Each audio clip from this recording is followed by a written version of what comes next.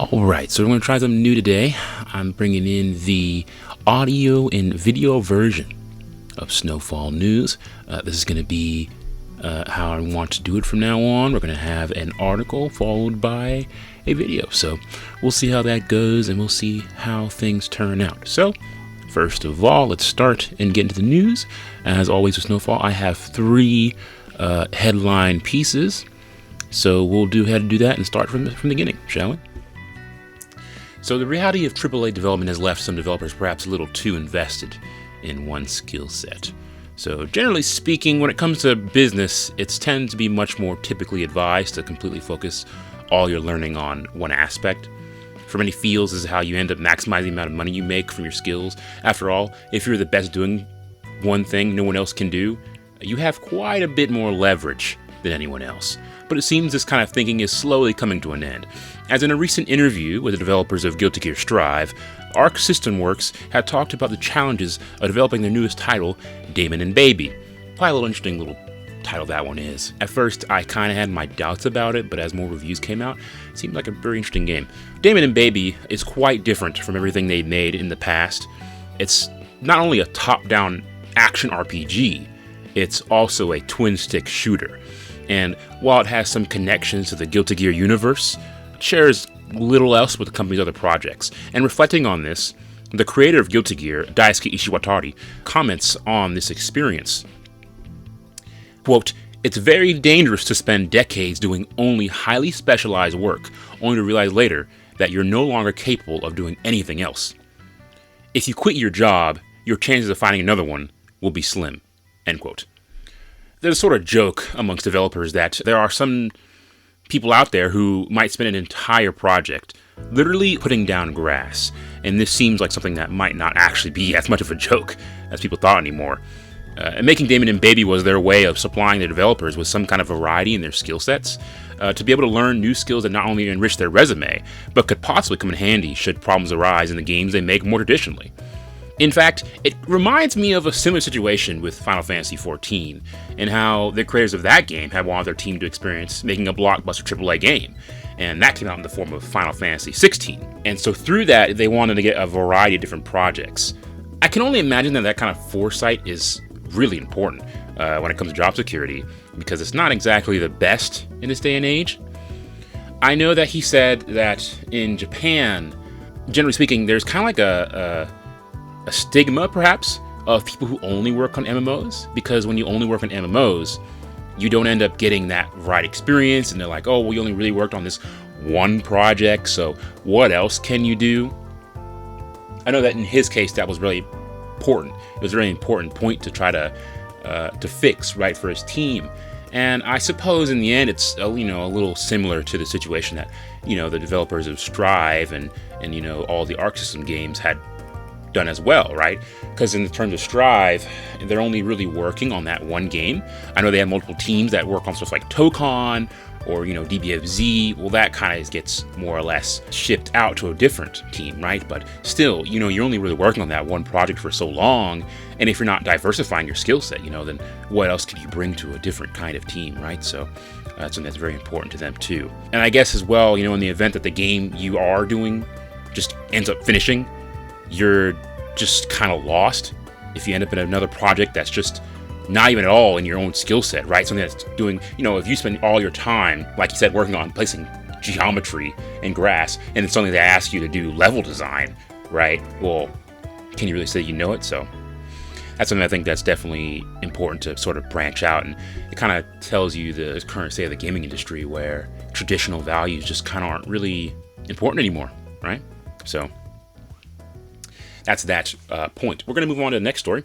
The Ashes of Creation reveals some rather interesting spending habits. So we had reported on this before when Ashes of Creation had met its untimely end a couple months back, sort of after being touted as the savior of MMOs, quote unquote, and one that had been trying to really shake up the landscape, right? It had met its untimely end when the committee in charge of the game had deemed that they instead wanted to take a much different direction, and they laid off a whole bunch of the staff. After this, the game quickly collapsed, and a cycle of dissecting the pieces began. Now, most of the scrutiny of the game collapsing was laid upon CEO Steven Sheriff, who had made the decision to fully pull the plug after his scrap with the game's committee.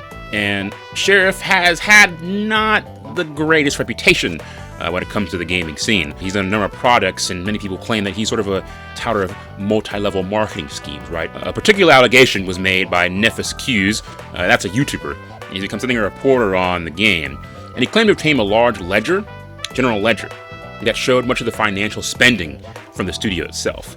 And it claimed that much of the money raised, money that was acquired through a $3.2 million Kickstarter campaign, was spent on a rather expensive lifestyle, which included such assets as a private chef, cigars, and, naturally, trading cards.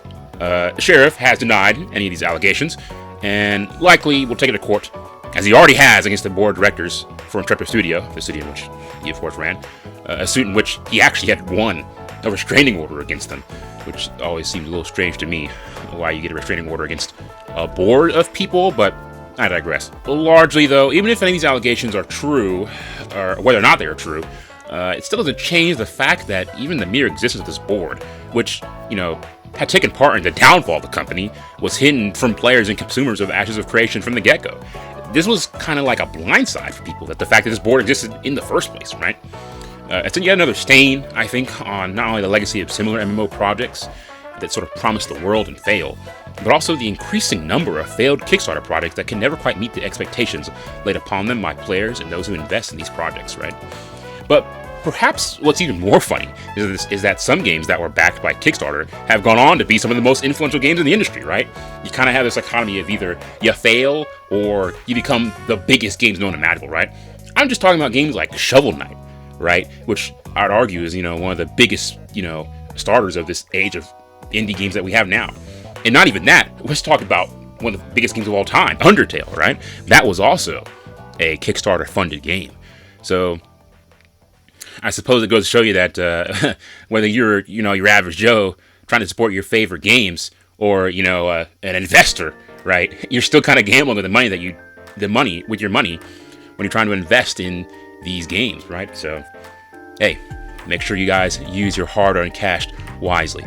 And for our last story, we have we kind of check into some recent hacks into Rockstar, as a recent hacker reveals the revenue streams from Rockstar games. Now, see, when it came to this, I'm not exactly a stranger when it comes to a live service industry and the money involved in that. I mean, up until this point, I'd always been under the impression that when it came to printing money, gacha games are kind of like the king of this, right? I mean, I feel like there's a hard line of gacha people who just are willing to spend that much money on these games. And, they very rarely complain, actually. Now, some of them do, right? But very rarely do you get any backlash from the community when they're, asking for more money for certain things. But recently, though, Rockstar's been dealing with a group of hackers, and it seems that I've been shown up on that assumption. Because, let me tell you what, when it comes to Grand Theft Auto Online, they are the kings of making money. So, leaking some of the data that they've gotten, you've seen that the numbers for Grand Theft Auto Online in particular are kind of staggering. They make up to $10 million a week on average. Keep in mind that for many games, they struggle to make that much money over the course of their lifetime, let alone on a weekly basis. And by contrast, it's kind of sad because they've shown that Red Dead Redemption Online, the sister game, live service game, makes only less than half of that, which explains why Rockstar has never seemed too keen on actually trying to support that game either. Of particular note, it seems that the vast majority of the money that the game makes is through microtransactions, the shark cards, as they are called in game. And those are particularly bought only by a mere 4% of the game's players, meaning that only a small group of whales, as the industry calls them, essentially prop up the entirety of the game's service. This does line up with the philosophy that other live service games have, where these games also similarly work by having a small group of players basically fund the entirety of the game. And I think it only really shows what a lot of these companies are tripping over themselves for. We've seen a bunch of failures recently of live service games trying to really make it big, right? We've already seen games like, High Guard, or, many of Sony's other projects where, they put a bunch of money in the game trying to make it such like a big property, and then just sort of just failing, not even being able to really make any money off it. And the games are like dying over the course of maybe a couple months, right? Which tells you just how strong that part of the industry is. And a lot of people could question, like, well, why are you even going through all this purpose and trying to do it, right? And that's because the money is crazy. It's not only is it a lot of money, it's coming over a consistent basis, pool of players who are willing to put all that, investment in. And, they're willing to just do whatever it takes to make at least one, right? A lot of these companies want at least one live service game to be able to, rake in those profits. And I can only assume that when you're an investor and you look at the gaming industry and you see something like, man, I don't know, like Apex or Fortnite or whatever it could be, right? You look at those games and you're asking yourself, well, why isn't my company doing that? Like, I invested in you, so why aren't you doing it, right? Like, you invested in Sony and you're like, well, why aren't you doing that, right? So that only goes to show how far, or not, it only goes to show, what the stakes are when it comes to, investing in games, or what is at stake when you're making these sort of live service games. But I think at the end of the day, though, the next question would be, right, after seeing all that money, is what will Grand Theft Auto 6 make? Is it going to take over the torch for Grand Theft Auto 5? Is it going to fail miserably like many of the other live service games before it? I guess we'll have to see and find out, right? So, it'll be a very interesting question to see the answer to. Yeah, that's it for this week's SnowFall news. Hopefully this goes well, and I'll see if I can keep making more. So, until next week, guys, have a good one.